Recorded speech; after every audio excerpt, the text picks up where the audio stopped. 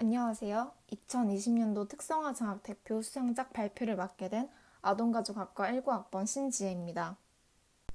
평소 사회와 정책 문제에 관심이 많던 저는 대학에 입학한 19학번 신입생 3월달 시민이 만드는 생활정책연구원 소속인 대학생정책연구단 마이폴에 지원해 활동을 시작했습니다. 이 활동을 통해 대중교통 내에서 아동의 안전보장을 위한 조례 제정을 할 수 있었습니다. 지금부터 본 주제에 대한 문제의식과 조례 제정 과정을 소개해 드리도록 하겠습니다. 당신은 어떤 환경과 배경에서 살아왔고 살고 있습니까? 어디에나 있지만 어디에도 없는 이야기.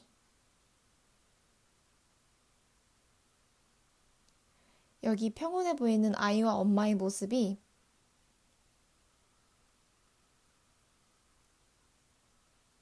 여기 숨막히는 기댈 곳 없는 대중교통 속 모습이라면 아이는 어떤 심정에 처해 있을까요? 어릴 적의 당신은 어떤 환경과 배경에서 무엇을 느끼고 생각했나요? 아마도 당신은 옛날 옛적에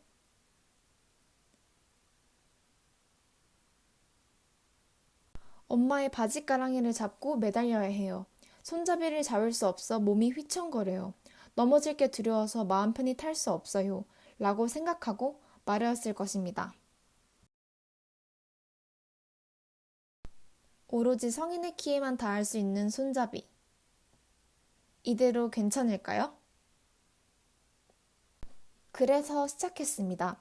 대중교통 내에서 아동의 안전보장을 위한 조례 제정. 조례 개정 활동의 과정 요약은 다음과 같습니다. 먼저 아동과 청소년 문제에 각별한 정책적 노력을 기울인 이동현 서울시 의원에게 만남을 요청했습니다.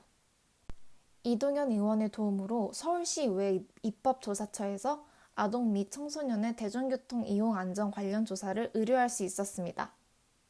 면담을 통해서 다음과 같은 세 가지의 방안을 논의할 수 있었습니다. 조사를 위해서 첫 번째, 관련 법령 및 조례, 두 번째, 수직 손잡이 설치 현황, 세 번째, 타 사도 및 해외 사례, 네 번째, 시사점을 조명해 보았습니다.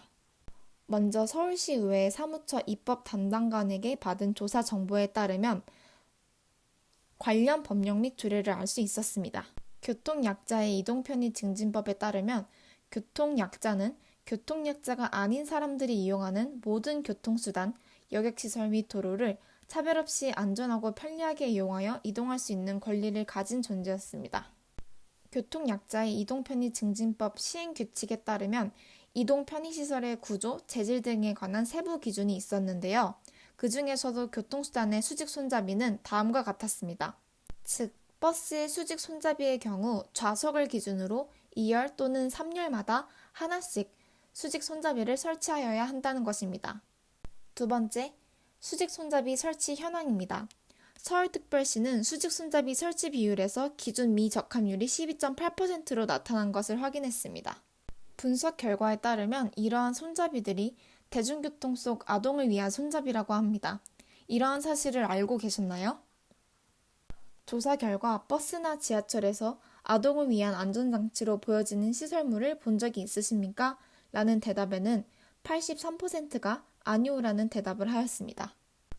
즉, 아동을 위한 수직 손잡이 설치 비율은 전국 광역시의 기준 적합률이 평균 90%에 달하지만 시민의 상당수가 그 설치 목적을 인지하지 못하고 있었던 것입니다.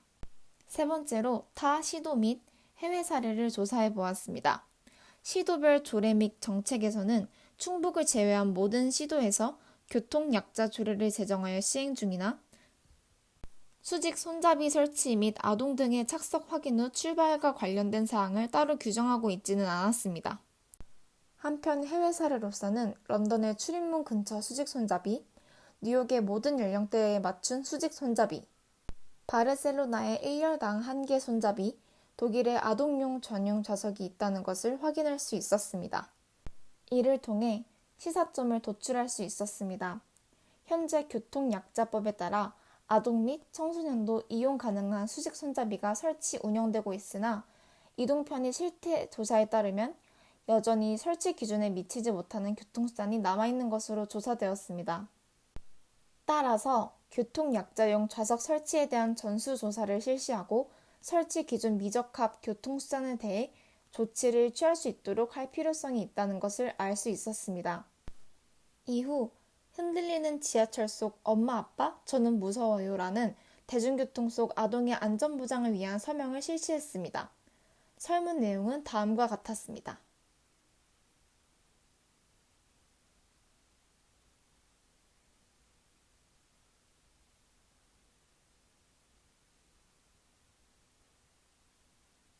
또한 시민의식 개선을 위한 카드뉴스 또한 제작하였습니다.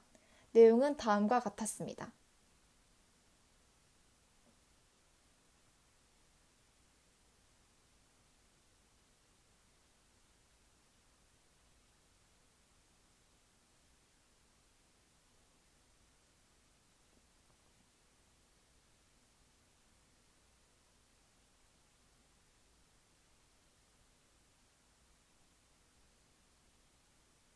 카드 뉴스를 통해 대중교통의 손잡이와 기둥이 아동과 교통약자를 위한 것임을 알리는 캠페인과 설치를 확대하는 조례 개정을 추진 중임을 알릴 수 있었습니다.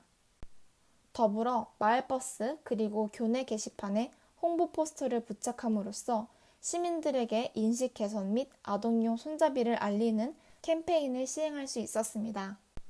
위와 같은 노력의 결과로 조례가 일부 개정되는 결실을 맞이할 수 있었습니다. 2019년 5월 24일 조례 일부 개정 조례안에 따르면 서울특별시 교통약자의 이동편의 증진에 관한 일부 개정 조례안에서는 제18조 2항 교통사업자는 교통약자의 대중교통 이용 안전을 위하여 자리에 앉거나 손잡이를 잡도록 하는 등의 안내 방송을 하여야 한다. 사망, 교통사업자는 제1항 및 제2항에 따른 안내방송과 관련된 안내문, 스티커 등을 제작하여 차량 내부에 부착할 수 있다. 제25조 2항 시장은 교통사업자가 교통약자의 이동 편의 증진을 위하여 법 제10조에 따른 설치 기준을 초과하여 이동 편의 시설을 설치하는 경우 설치 비용의 전부 또는 일부를 지원할 수 있다가 개정되었습니다. 감사하게도 저는 조례 개정 공로로 서울시의회 표창장을 수여받을 수 있었습니다. 또한 조례 개정 활동으로 매스컴 및 뉴스에도 노출될 수 있었습니다. 마지막으로 라디오에 출연하여서 조례 개정 활동을 홍보할 수도 있었는데요. 감사하게도 서울시 교통문화상 후보로 등록되어서 TBS FM 송정의 좋은 사람들의 19년 7월 25일에 전화 연결을 할 수 있었습니다. 저는 이 활동을 통해 아동을 둘러싼 근접 환경과의 상호작용을 체계적으로 탐색할 수 있었습니다. 이를 계기로 실제 생활에서 아동 가족학의 전문 지식을 활용하는 것이 모든 사회 구성원의 질적인 사회 문화를 만드는 데 매우 큰 영향력을 미칠 수 있음을 체감하였습니다. 아동의 권익 증진과 친화적이고 평등한 지역사회 건설에 새로운 비전을 갖게 되었습니다. 다음으로는 아동가족학과 과 동아리 블링블링 어르신 자서전 사업을 소개하려고 합니다.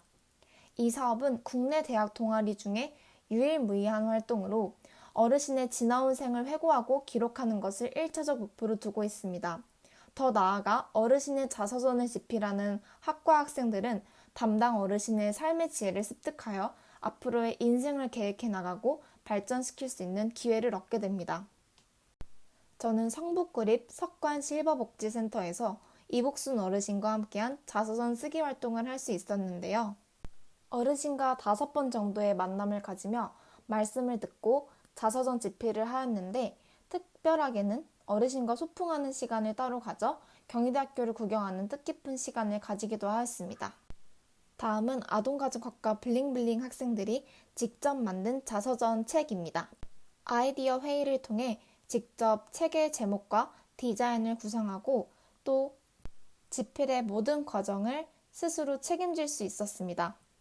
저는 자서전 활동을 통해 세대 간 교류와 세대 차이의 간극을 줄이는 것은 순수한 인간적 삶에 대한 관심과 역지사지의 관점으로 시작됨을 가슴 깊이 깨달을 수 있었습니다.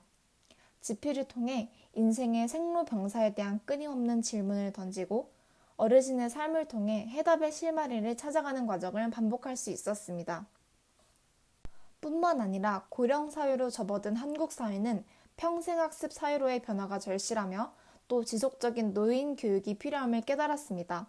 따라서 국가적 정책 그리고 지역적 복지 차원에서 노인을 대상으로 한 다양한 능력 개발, 삶의 질을 높이는 여가 교육 등 적극적으로 추진하고 실천해야 할 필요를 가슴 깊이 느꼈습니다. 저는 국내 대학 중에 가장 규모가 크고 역사가 깊은 경희랑 달리기의 회장으로 2020년도에 활동할 수 있었습니다.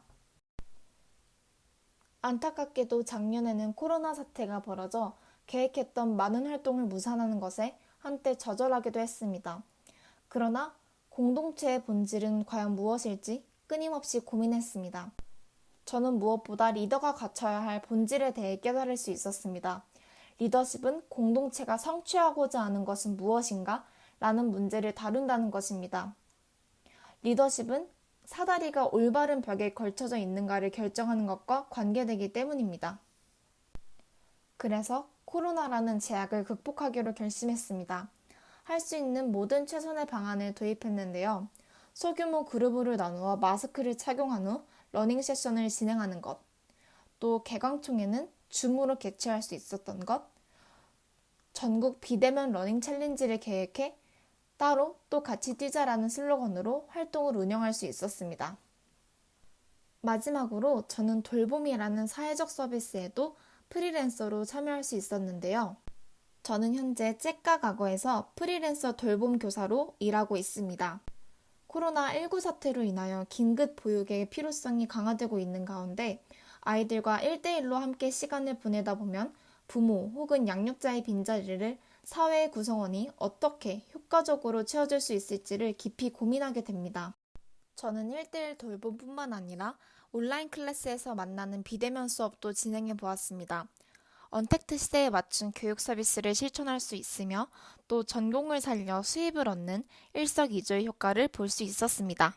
또한 교보문고에서 열리는 키즈 클래스에 메인 강사로 출강하여 아이들을 위한 다양한 체험 활동을 진행할 수 있었습니다. 이를 통해 학부 수업 시간에 배웠던 아이들과의 상호작용 방법, 그리고 아이들을 관찰하고 행동의 원인을 분석하는 것들을 다양하게 실천해 볼 수 있었습니다. 지금까지 아동가족학과 19학번 신지혜였습니다. 발표를 들어주셔서 감사합니다.